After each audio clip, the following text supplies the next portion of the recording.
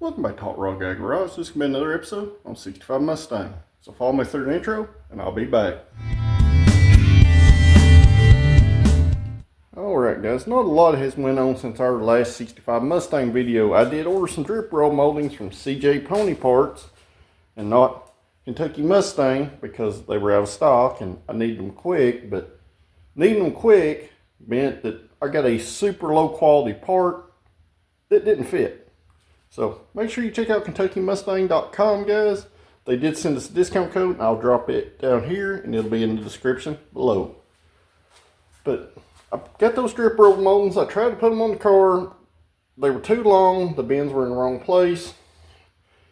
So I was still waiting on the stuff that I ordered from Kentucky Mustang, which got on a little bit of a delay from the local snow that we had.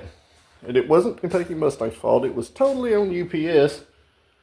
It took me almost 7 days to get our parts to continue forward with another video.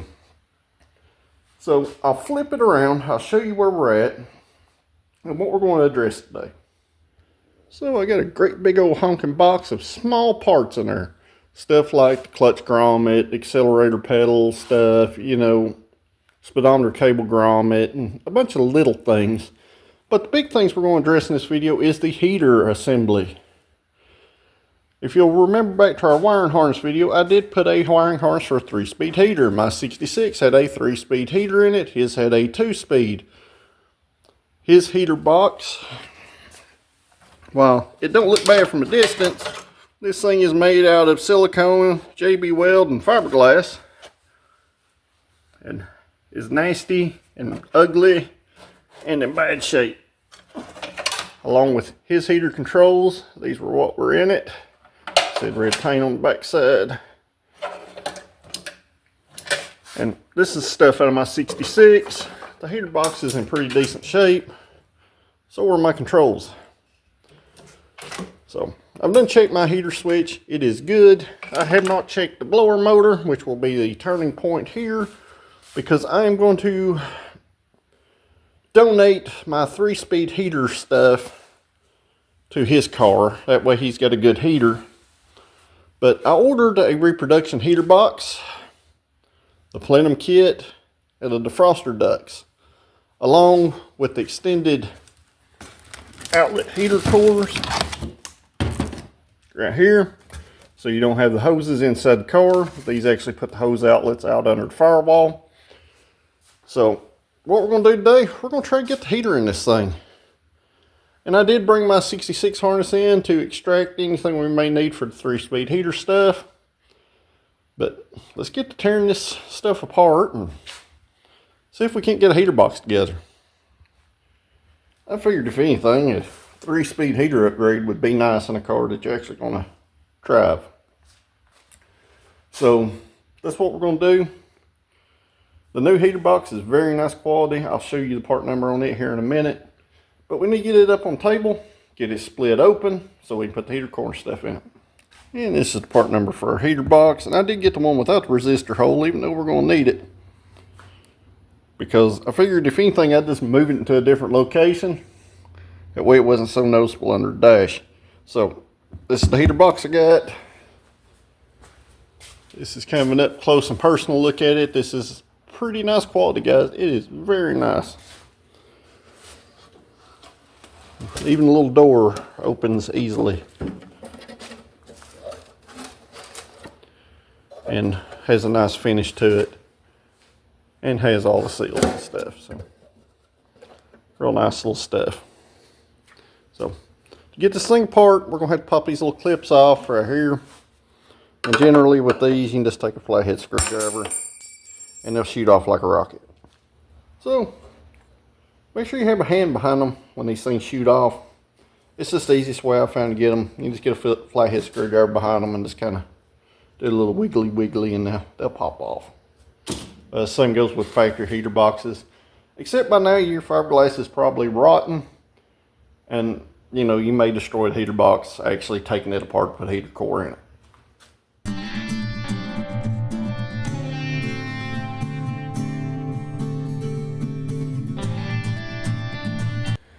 And alright guys, so we got the heater box split apart.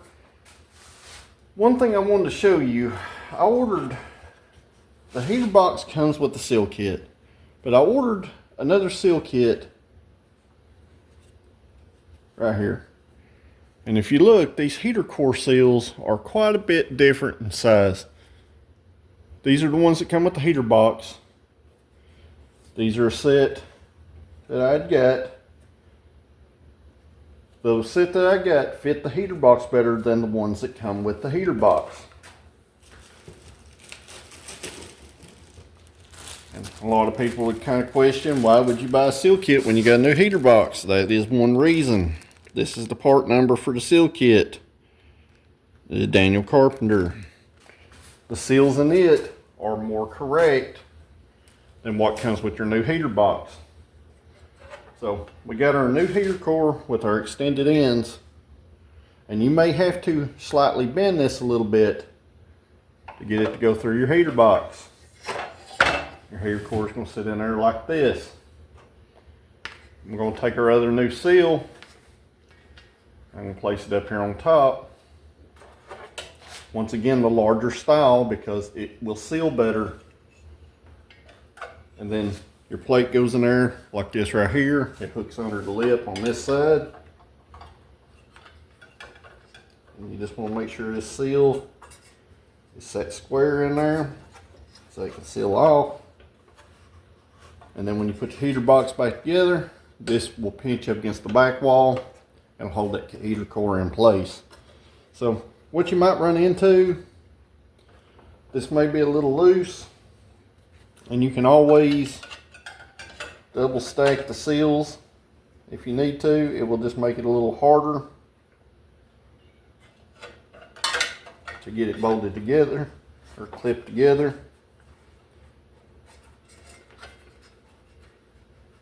But you just need to make sure everything just kind of sits in there. And sometimes this kind of stuff is what it takes to get a good hot heater in a classic car. Sometimes you have to think out of the box.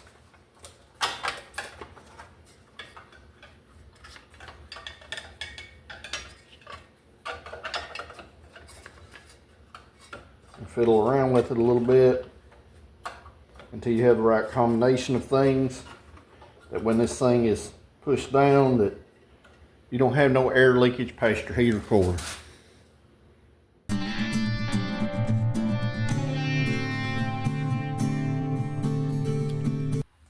And there's going to be another reason to order that aftermarket seal kit. This is the seal that comes with the heater box. It is an open cell foam kind of, which means it will absorb water. Our Daniel Carpenter seal kit, it comes with this soft rubber gasket slash rubber foam gasket. They're both the same height, and this one would work, but this one right here won't rot your cowl out. So this is going to go on top, just like that right there.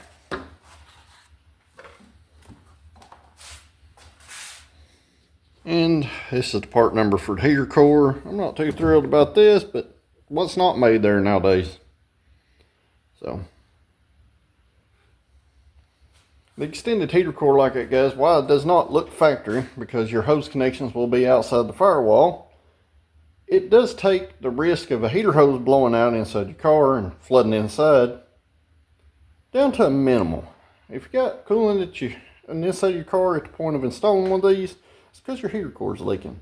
So if you have to bend those tubes any, be very gentle, go slow, and you can always pressure test the heater core by blocking off one of the inlets and just putting a little bit of pressure with like a bicycle pump clamped in a piece of hose into the heater core. You don't want to put more than about 10 psi in it, and that will let you know if you have any leaks. Alright, our next thing will be the heater defroster plenum. This is your part number right here.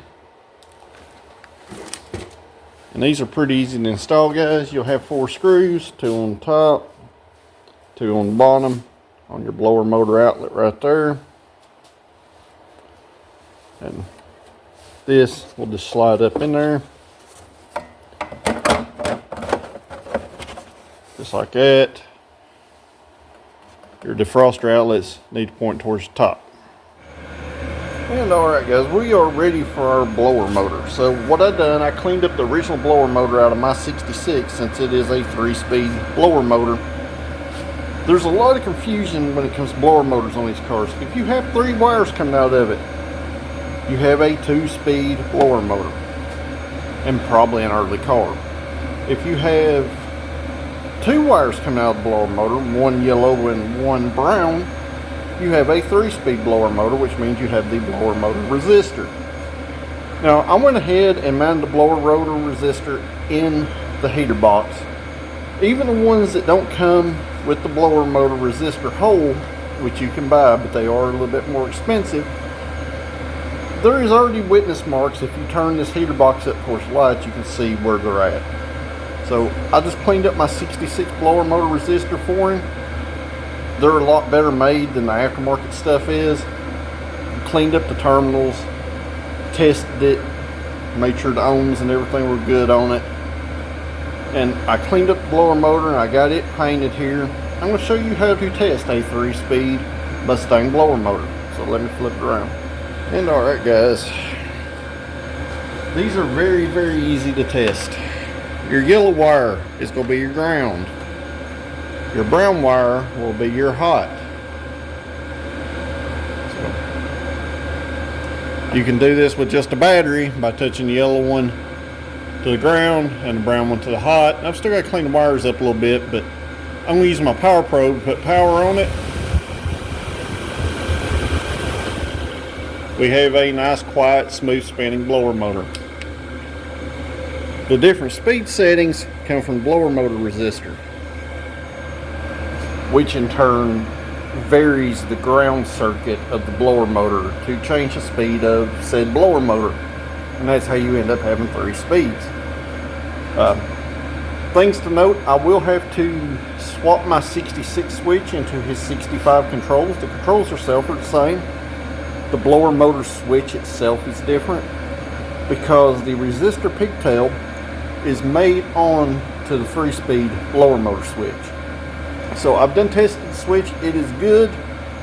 So I'm going to use it in his car, and since we put a 3-speed blower motor wiring harness in this car, the yellow wire that connects to the single terminal left down here at the bottom of your resistor, and I'll flip around and show that to you right here, there will be a yellow wire coming off the courtesy light plug section of the harness under the glove box. That yellow wire goes to this single plug. So, blower motor resistor. You get these 3 prongs. These go to your blower motor switch. Then you're left with this little single fella down here at the bottom. This is going to go to that yellow wire coming off your harness. So, let me get this blower motor installed, guys. They're super easy. There is 4 nuts that hold it onto the blower motor housing on your heater box. The blower motor only goes in one orientation, so it's really hard to screw this up. From the factory, you would have some of that strip caulk or butyl rubber tape or something between the blower motor and the heater housing. I'm going to take some real thin foam tape and put around the edge of the flange just so the blower motor seals off.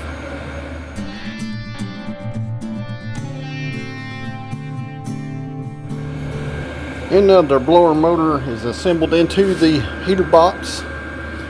We're going to set our blower motor and heater box assembly to the side, and we're going to move on to our heater controls.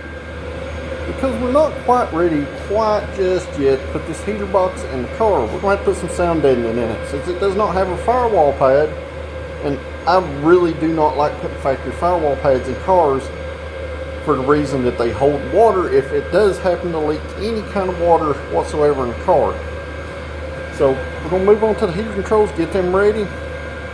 Then we will go into putting some sound deadening in this thing. And alright, the first thing we need to do, this is my 66 heater controls. While everything here looks fine, and mine's actually in good shape, his cables have been replaced on his, and do look better than mine. So what I'm going to do, I'm going to extract the switch right here, and all your blower motor controls have a 5/64 Allen on the bottom side of them, and you're going to have to take your knobs off in order to extract your switches.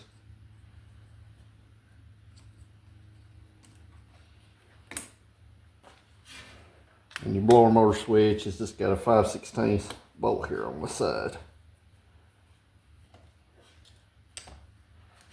And then the blower motor switch and the resistor pigtail will come off. So let me get this stuff cleaned up and then I'll be back. And all right, I got the 66 switch cleaned up and rewrapped with some cloth electrical tape. Sometimes you just can't clean them up perfect, guys, without damaging it. But it's a good switch. You won't see it in the dash. So we're going to take our same 5/64 Allen wrench right here.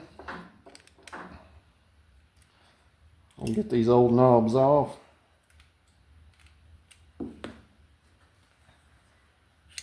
Right here.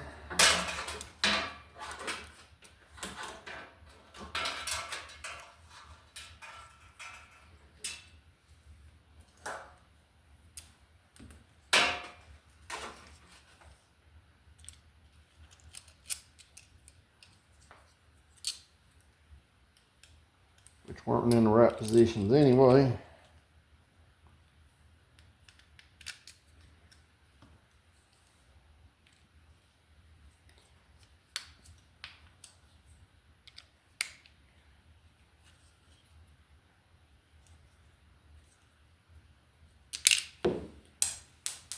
And let that fall on the floor because it's nothing but garbage anyway.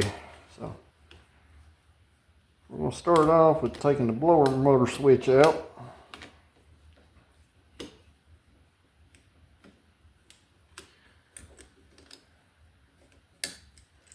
I'll set it to the side. And I've got a new faceplate and knob kit right here. This is your part number. And to change this faceplate, guys, you just had the blower motor switch and you got one 5/16 bolt down here. And then this thing pulls off. And it would be a good time to go ahead and clean up these switches, the stalks of them, and that's what I'm going to do now. So I'll be back. So what I done, I just took a Brillo pad or an SOS pad and I just cleaned up the chrome here a little bit. I cleaned up this part right here and up here because our new blower motor switch grounds through this to the dash. It did have new cables. This assembly is good and smooth, so I'm not going to worry about disassembling it or cleaning any of this stuff because you can't see it behind the dash anyway. But to take your arms off right here, guys, you have a clip right here and then these chrome arms come off if yours are too bad to keep. So we got our new switches and our new bezel. Hopefully the chrome on this thing's pretty nice. We'll find out.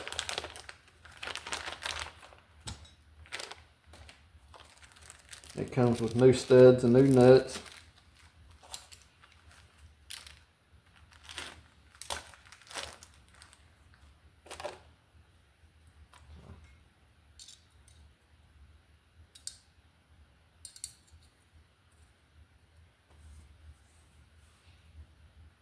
Chrome on this is very nice. So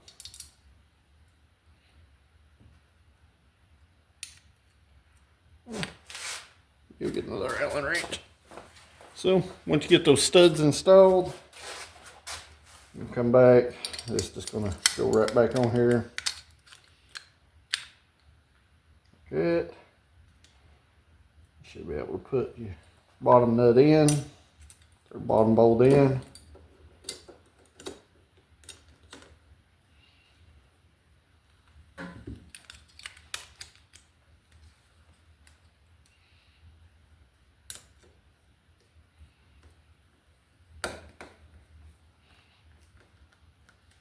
That one tightened up. Get our blower motor switch.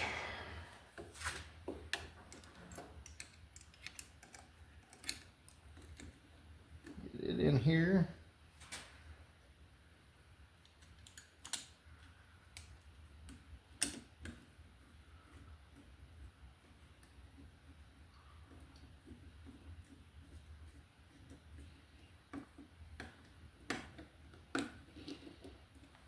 Get it good and tight.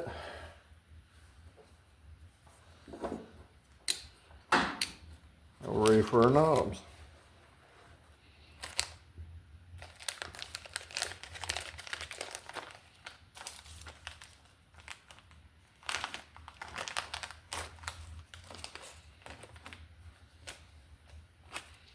And all the little set screws come separate.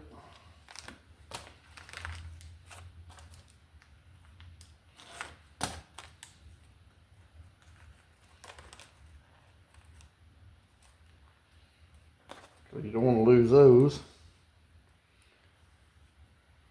I'm just going to take and start our set screws.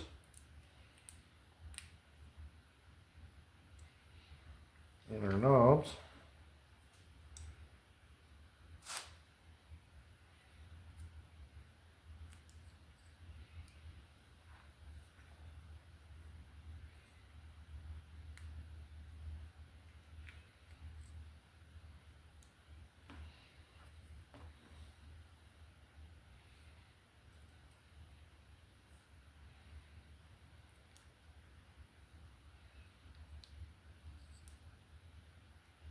Like so. I'm going to go ahead and put our lower motor switch one on.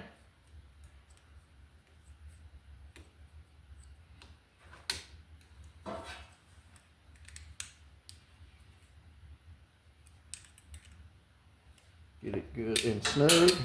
And we'll go ahead and put our temperature one on. All your text ought to face upwards towards you.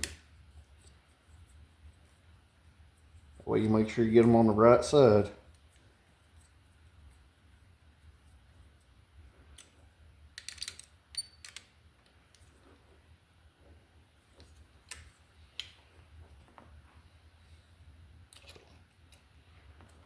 That's where a lot of people go wrong, and that's the way it was put together wrong before. Because somebody took it apart and just stuck it back together, and while they didn't replace the bezel and these knobs because they're not very expensive at all, and they're even cheaper if you use our discount code at Kentucky Mustang.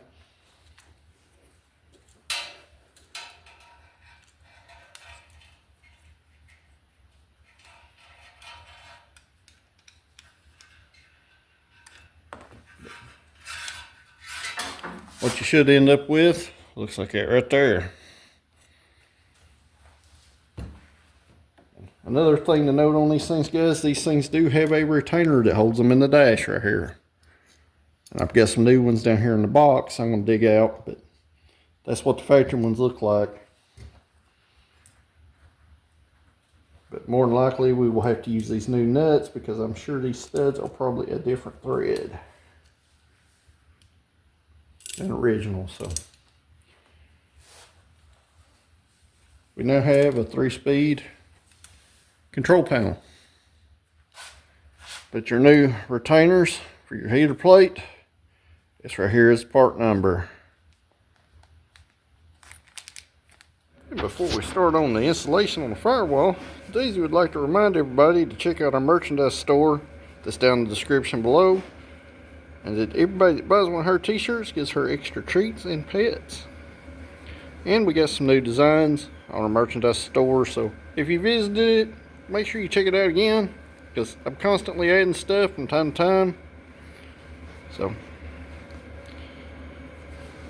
figure she better make an appearance. As you can see, she's on her cat castle.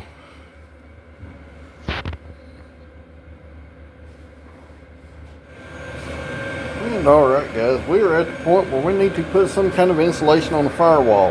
And what I usually use in a car, instead of the factory stuff that usually absorbs water like that firewall pad, is a product you call Peel and Seal, which is a roof mastic based patch and just aluminum backed.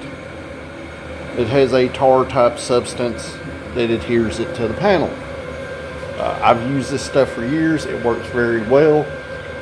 It is very similar to Dynamat and Boom Mat, except it's a ton cheaper. You can buy a roll of it for literally pennies compared to the other. So I'll flip around and show you what we're going to use, and we'll go from there. So this is a little different than the product I usually use. It's a different name brand. Got this at the Home Depot this morning. It's the same type product. You aluminum back, and you have a tar / mastic adhesive.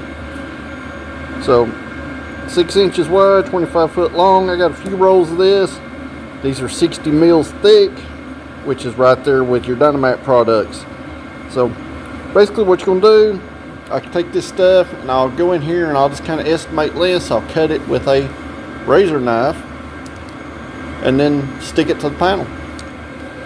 So I don't like using different name brand products than what I'm used to. Most of the time it was sold under the name Peel and Seal. So this is a little different brand. Looks like it's packaged the same. It's probably the same company, just relabeled somewhere else. But you can get this stuff, this 6 inch wide by 25 foot roll, for about $16.99 at your local home improvement store. So it works real well. You do not have to cover every single inch of this car on the inside with it. But depending on how far you want to go with sound deadening, when you put something like this on, or even Dynamat or Boom Mat, you don't want to ever be in the point where you have to take it back off. So make sure that your floors are painted well.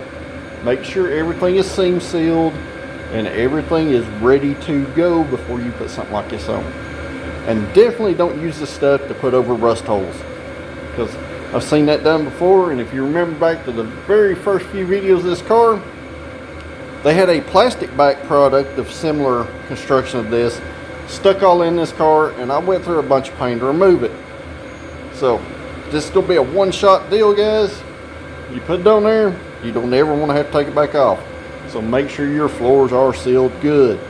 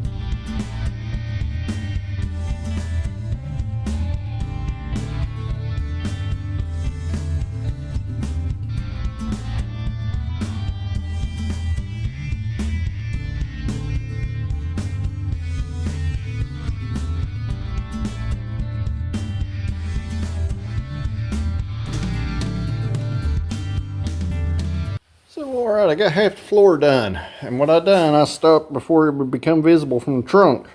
Even though we have that blackout piece that goes behind the back seat, you can still kind of see down around the corners from the trunk. So I wanted to make sure that once it was in there, you couldn't see it. I've just got the trunk rubber here before anybody says anything about it. I just got it sitting there, just kind of, you know, flattening out and taking the shape of the trunk lid so I can glue it on.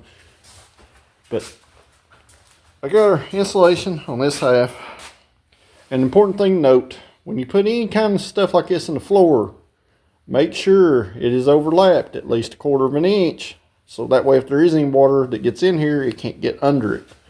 So, done it all the way up. I left our little square out there for our blower motor.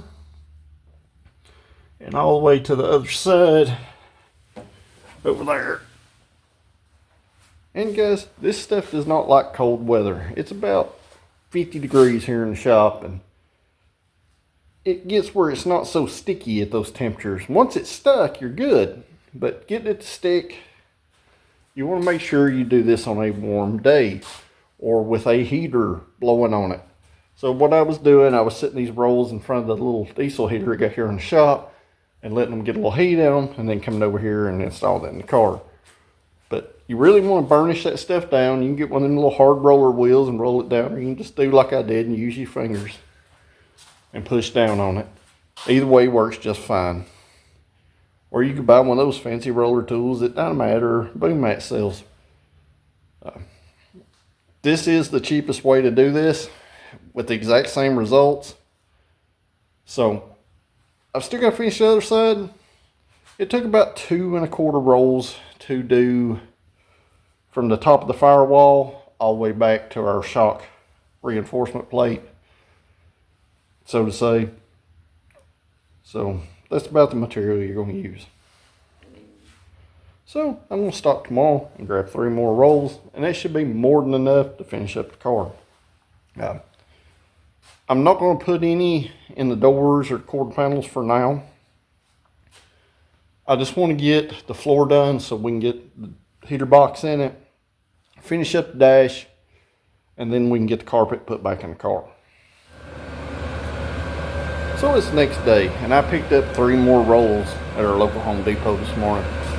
If anybody's wondering about the cost of what it takes to do this, 6 rolls is about $100. You're not going to do that with Dynamite or Boom Mat for that kind of money.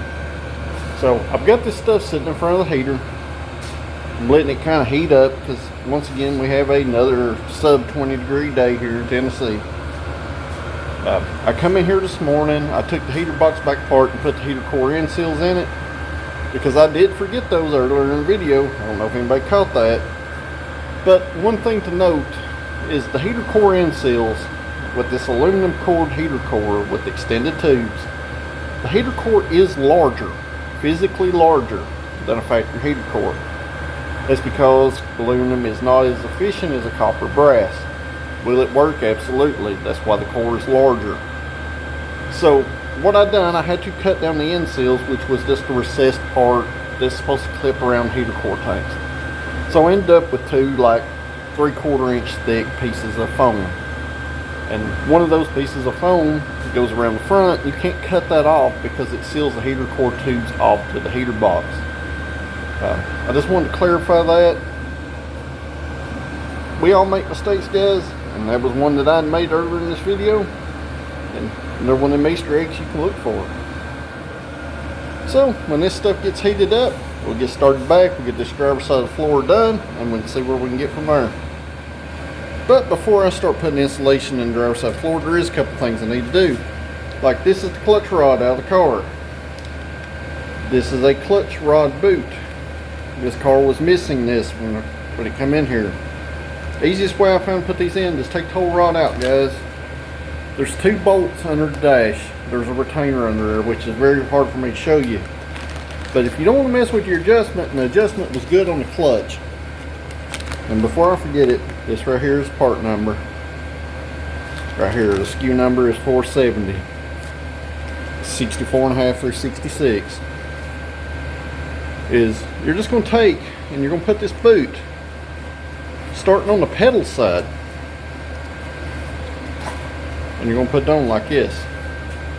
You're going to take that 2-bolt retainer out from under the dash. You're going to slide it over here. Then you're going to push this through, pull this through the firewall from the firewall side after you hook this rod back up. Then you put your 2 bolts back in your retainer under the dash. So just an easy way I found to do it. I'm going to change this and the speedometer cable seal on the floor because it's missing both of those. This helps keep water out of the inside of your car. And your boot's going to come through right through there. I don't know why it's so dark, but you see it right there. You can see the rust that's fell down for taking them screws out for the retainer. So that's one less water leak, or one less potential one. So our next one's going to be our speedometer grommet right here. if the skew pick it up.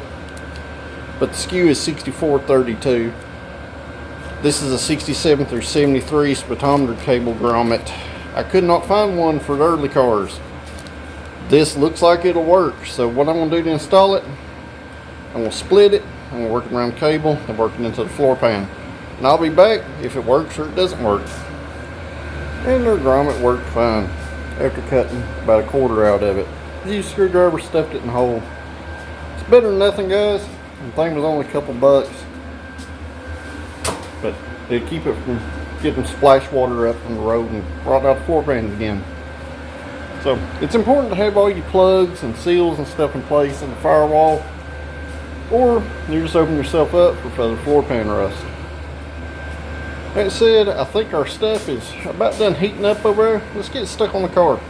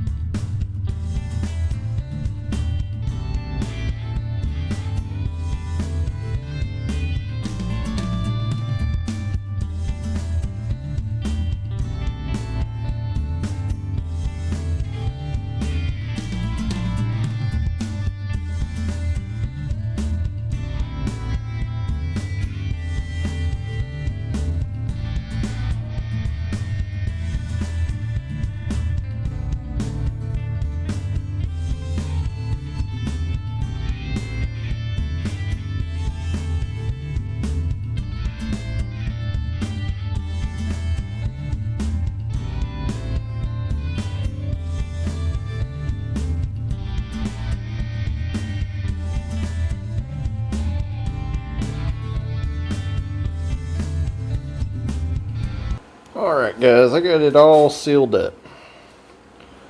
Went a little overboard on it. It's not going to hurt anything. If anything, it'll just make it quieter inside. And help keep any of the water or anything from getting down in anything. After I got done, I went in here and I painted the upper half of it black. That would be above your carpet line. That way you don't have this silver poking out from the back there. And it's super noticeable. So, that way, when everything's together, it'll look like you got a firewall pad on it. I've done my green Torino the same way. It's been like that about 6 years now, and it still looks just like it did the day I put it in there. Including the insulation and the floor when you pull the carpet up. It looks just like it did. And speaking of carpet, I went and dug his carpet out of the storage. And I remember this being in a lot better shape than what it was. Because I was just going to stick carpet in for a potato box at it. That way I had something soft to lay on, right? Makes it easier. Well, unfortunately, this carpet is well worse for wear than I thought it was. So, let me flip around and show it to you. So, here's his front carpet. As you can see, it is dirty. The dirt's not necessarily a deal breaker here. A couple hours worth of time to clean all the dirt off of it. But if you look at the color, from where it was exposed to where it was covered, is quite a bit different also. And the idiots put this car together before, when they drilled holes in this carpet, and you can't drill nylon loop carpet, guys, or any kind of nylon carpet.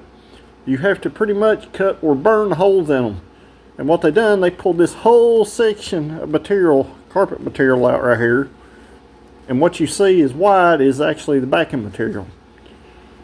And they didn't put the grommet in the hole up there, and it's kind of cut all kinds of crooked and nasty up here at the top and down the sides. And for the shifter cutout, they just kind of cut a slot in it for the shifter, and in the hindsight, they've done the same thing and pulled all the nylon threads out of it right there. In the back, I don't know what happened there, if they murdered a raccoon or something, but it's got some nasty, nasty, nasty stain right there. And, you know, the holes look like a 3-year-old put them in the carpet. And yeah, it's just not nice. So, that said, in between me pulling this stuff out and looking at it and bringing it here in the shop, I have ordered a new carpet set for it, because that's pretty poor, guys, and I need to show you guys how to properly install a new carpet set anyway. And I'm not putting that junk back in this car because it looks bad. I don't care if you clean it or not, it's still gonna look bad because it's missing threads in it. So I ordered one from our friends over at Kentucky Mustang. They're less than 200 bucks, guys. Good investment. So at this point, we are ready to hang the heater box in the car and start getting controls and stuff in it. So let's move forward to that.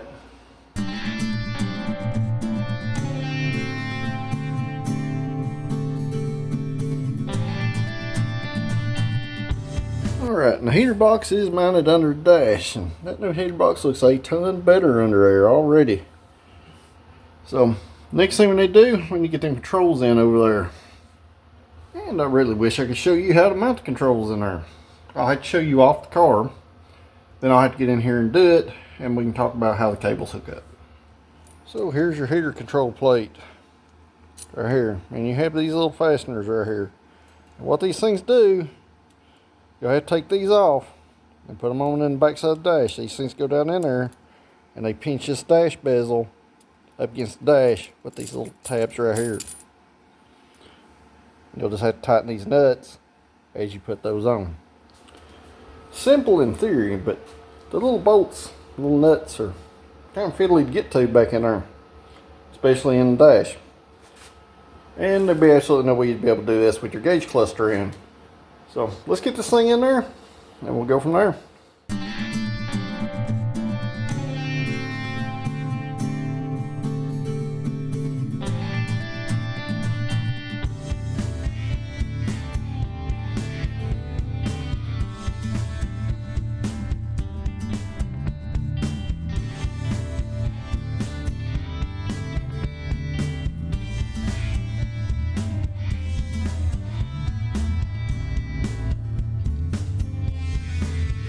Got our heater controls installed.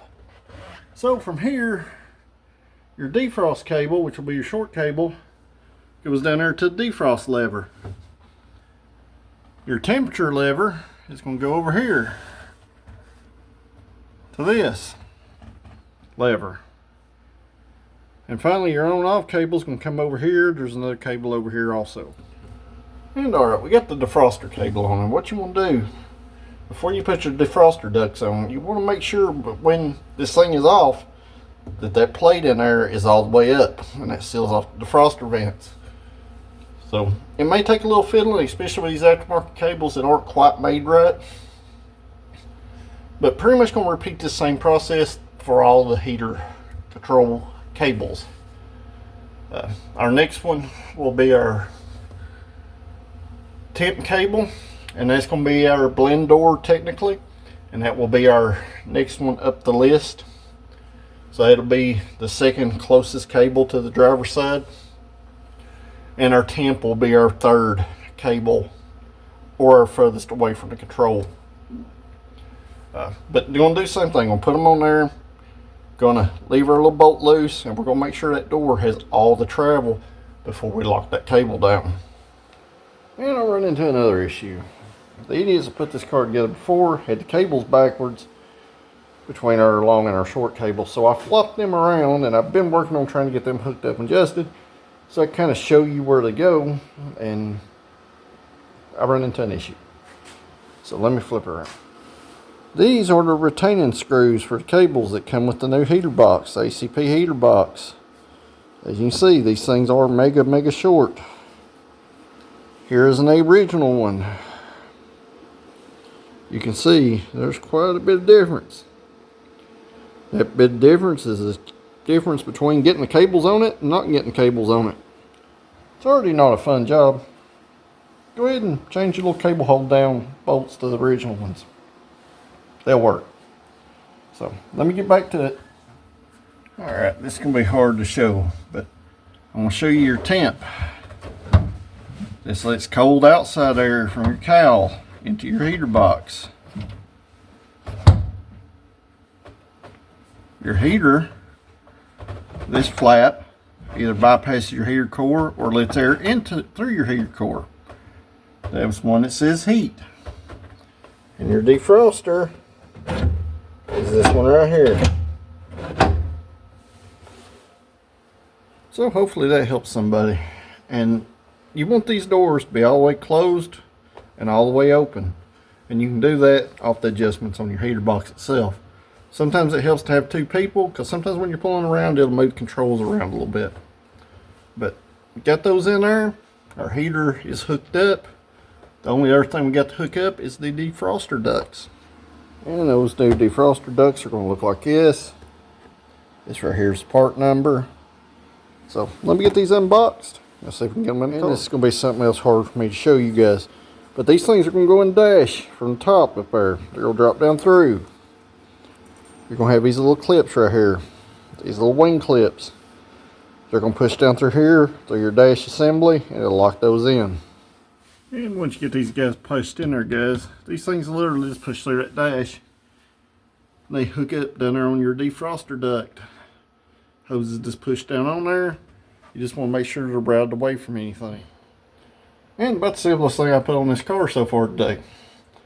So, the heater is 100% complete at this point.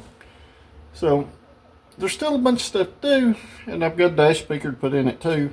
So, let me dig it out and see what things it's going to have to install. And this is the dash speaker I got. It's made by Custom Auto Sound, just like our radio. This is an 80 watt unit. It's supposed to be a direct bolt in. This is the part number for the dash speaker. So, looks like a pretty nice unit. And one thing I do like about it, it plugs directly into the radio with no splicing or no mess. But the big question is, will it bolt into this hacked up dash that was hacked up before and had all kinds of stuff just rigged up in it? That shall be the question.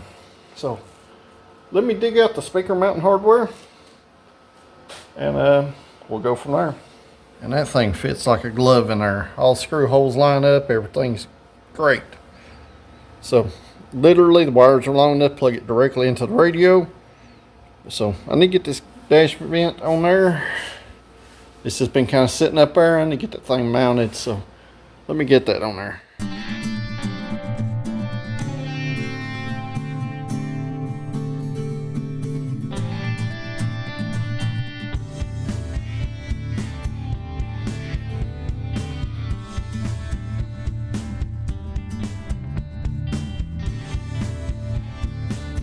Well, that looks a lot better with that pulled down flush up there. And while I was in the dash in there, I went ahead and hooked up that speaker from down below. So I know, not a lot of fun stuff, but part of putting the car back together. If all this stuff ain't right, it's not going to be nice to drive. So I did order, I don't know if you noticed, I used the correct screws in the dash vent. So I did order a master interior screw kit. So let me flip around and give you all the part number. And this is another AMK set. So right here's part number. This is for coupe, but deluxe interior, which would be your pony style interior. Deluxe / pony. It means it's got a console, guys, and there's some different screws here and there. This car was kind of a hodgepodge. It did have pony seats and stuff in it in the console. The console was not original to this car. So I just went ahead and ordered the screw kit for a pony interior car. So hopefully everything else will be right too as we go along, and we won't have any fastener issues as we progress. That said, it's been a full day. So guys, that's about all we can do in this video till we get some more parts in, like the carpet. So make sure you check out Kentucky Mustangs at KentuckyMustang.com. I'm going to drop the discount code down here. That said, guys, if you like these kind of videos, make sure you like this video, share them with your friends. If you're not a subscriber, hit that subscribe button because it's absolutely free. If you are a subscriber, I greatly appreciate you guys, and I look forward to everybody's comments down below. If you haven't yet, take a moment, check out our merchandise store. It'll be down below the description and on our main page under store. So that's it, guys. Thanks for watching, and I'll see you at the next one.